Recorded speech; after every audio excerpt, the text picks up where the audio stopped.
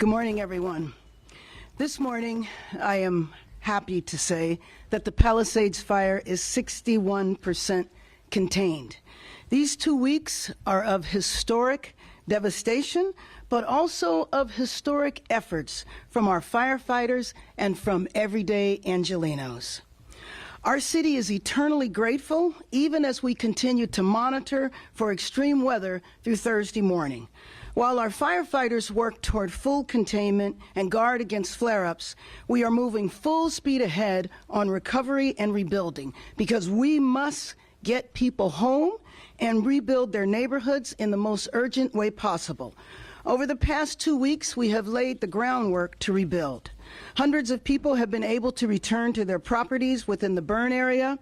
Reentry is dictated by safety, of course, and first and foremost to make sure that the areas are safe from hazardous materials, from fire danger, from broken utilities and other hazards. We'll get you that information, and you can go to lacity.gov.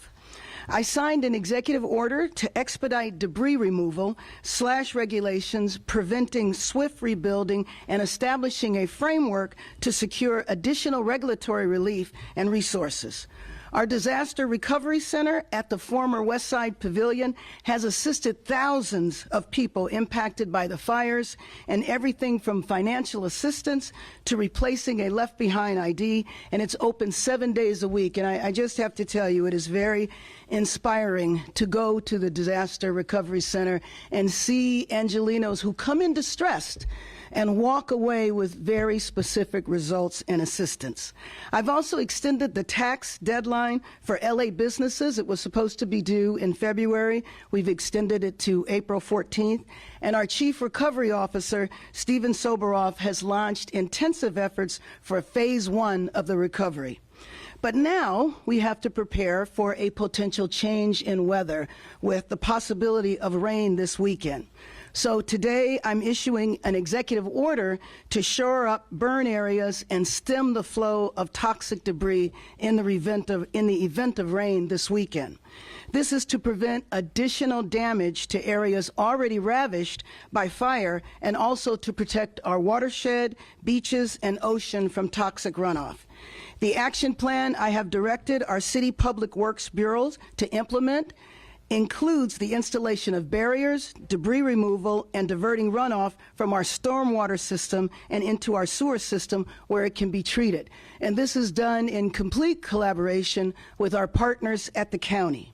This firestorm left behind serious health and environmental impacts that hundreds of U.S. EPA personnel are assessing for removal. Later today, our newly appointed Chief Recovery Officer, Steven Soboroff, and I will be in the Palisades with Council Member Tracy Park and former Mayor of New Orleans, Mitch Landrieu, who played a key role in rebuilding after Hurricane Katrina and has served as the federal infrastructure czar. He will be playing a key role in our rebuilding, I believe, locally as well as in the state.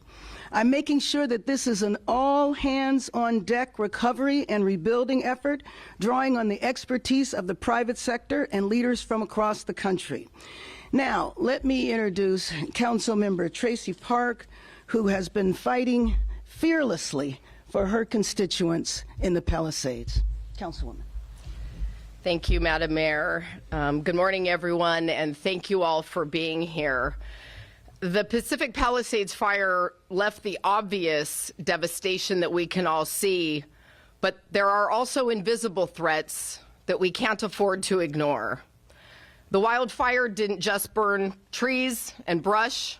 It ripped through homes, vehicles, electronics, plastics, chemicals, furniture, and countless everyday materials, creating a dangerous mix of toxins. The remnants of burnt-out electric vehicles, batteries, and electronics contain heavy metals and hazardous materials and chemicals that can leach into our soil and pose threats to public health and safety. I normally pray for rain.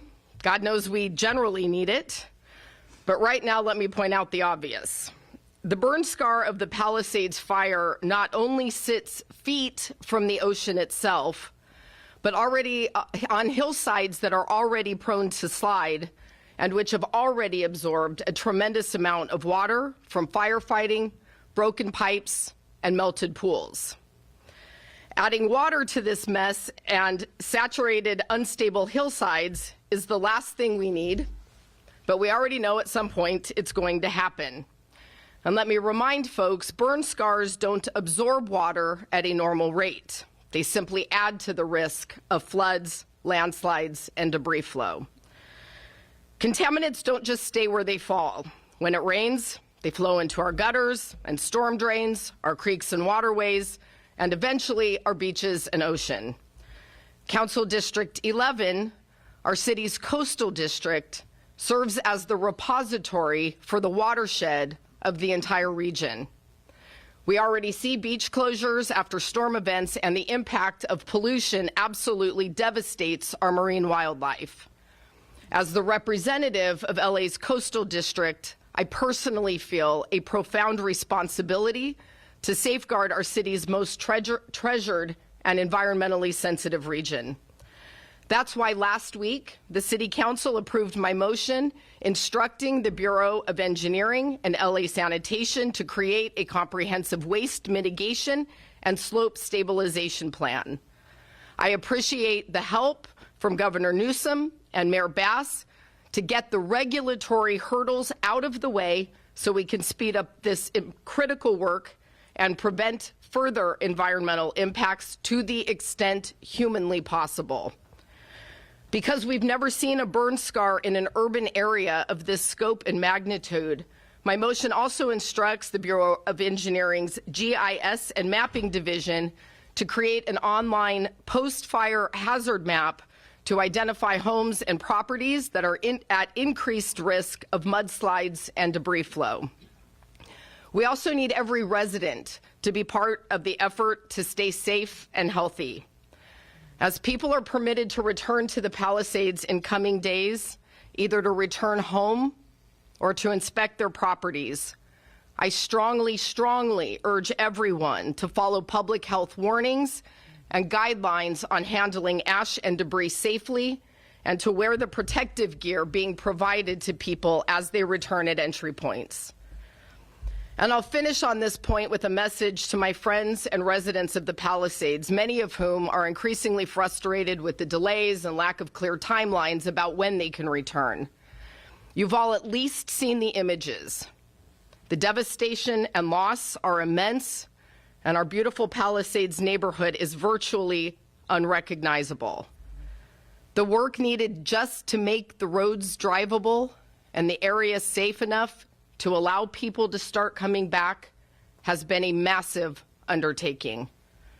I want to thank the hundreds of workers who have been on the ground, clearing fallen trees, broken power lines, turning off broken gas and water pipes, and sweeping nails from the streets, because the last thing residents need right now is a flat tire on top of everything else they're going through.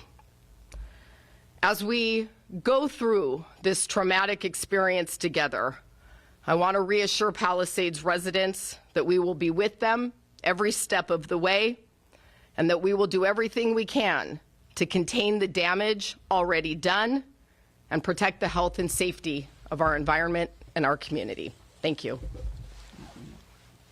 Next, Chief Crowley. Good morning, everyone. Your LAFD has had a very busy 24 hours. There were 3 additional brush fires fueled by high winds and dry vegetation within the city. I am happy to report that all 3 fires were kept very small and involved Griffith Park, Granada Hills, and the Tujunga areas. Due to the robust deployment models that included 64 additional resources and quick, decisive actions by LAFD firefighters, no homes were damaged or destroyed, and no evacuation orders were issued. In addition to responding to these brush fires, there were 3,370 911 calls for service that required 642 ambulance transports. The wind event will begin to decrease in intensity this afternoon.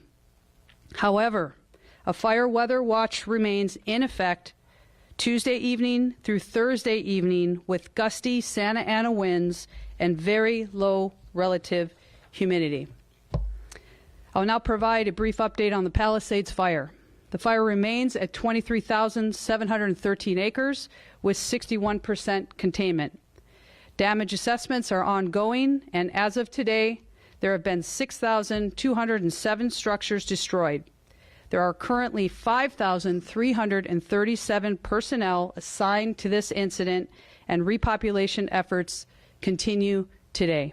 I want to take the time to thank the community for your continued support and readiness. Our focus remains on full containment and extinguishment of this fire. A heartfelt thank you goes out to all the firefighters, first responders who have worked day in and day out for the past 14 days straight throughout this crisis. And as we enter and begin the third week of this disaster, our resilience and commitment to the community will continue to be unwavering. Next, I'd like to introduce LAPD Chief Dominic Choi. Good morning. So today I'm going to provide a couple of updates on the status of what LAPD is doing related to the Palisades fire. First, the Los Angeles Police Department has completed an exhaustive search for any missing persons or deceased individuals within the Palisades burn area in the city of Los Angeles. And at this point, we have 5 confirmed fatalities or deaths related to the Palisades fire in the city of Los Angeles. Secondly, we stand at 44 total missing persons that have been reported. I'm happy to say of those 44 missing persons, only 1 missing persons report remains unresolved. We believe that we will have a resolution to that last report shortly. As you can see, the burn area continues to present hazards and challenges for all first responders and residents. Your safety remains our priority, and therefore our repopulation efforts must be methodical and sensitive to the needs of those communities going in there. So please know that all of our unified commanders are doing everything they can to allow safe access to the residents in this community as soon as they can. And I thank all of you for your patience. Specifically on the Palisades Highlands repopulation, so on January 19th, the Los Angeles Police Department established a community staging area at 1150 Pacific Coast Highway in Santa Monica in Lot 3. This was done to establish an orderly, residents-only repopulation plan for specifically the Palisades Highlands.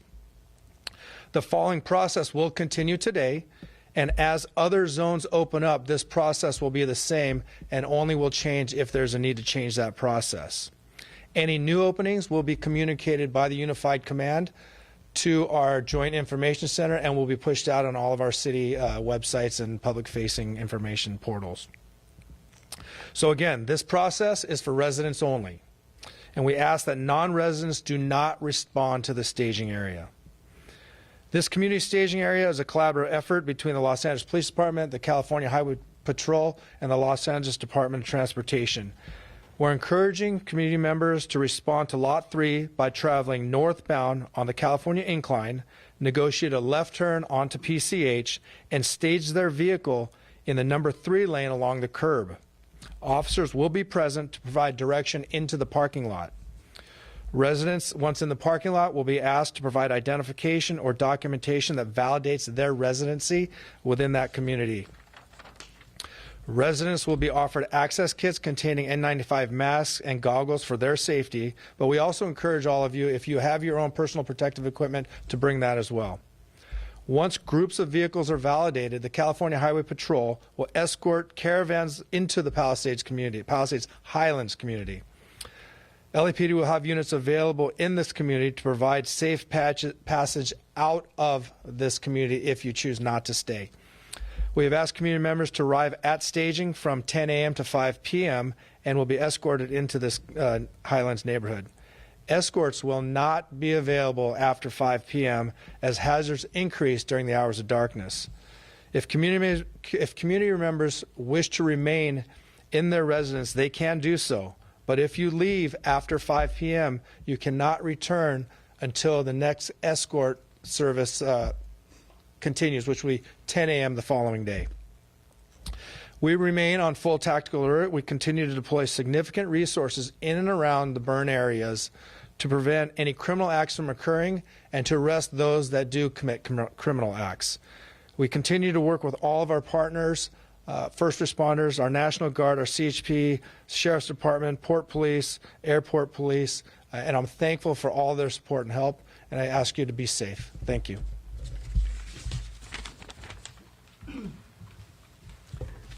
Let me also acknowledge Keith Mose, the General Manager of the Bureau of Street Services, and Julie Allen, the Assistant GM of Sanitation Department.